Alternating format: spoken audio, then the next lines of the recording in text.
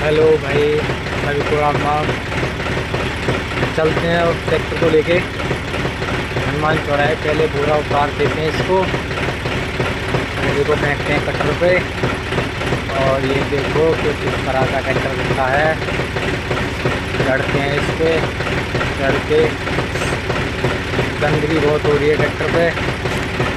चाबी लगा देते हैं इसमें। करेंगे स्टार्ट, देखते हैं धुआं फेंकता है या नहीं फेंकता। शायद जो फेंकेगा ठंड के मारे। 20 दिन में चालू कर रहे हैं ट्रैक्टर को तो धुआं तो फेंकता ही है, थोड़ा बहुत निकलता ही है धुआं। और मीटर सब डाउन है क्योंकि ट्रैक्टर काफ़ी दिनों में चला है और कुछ काम भी कराना है।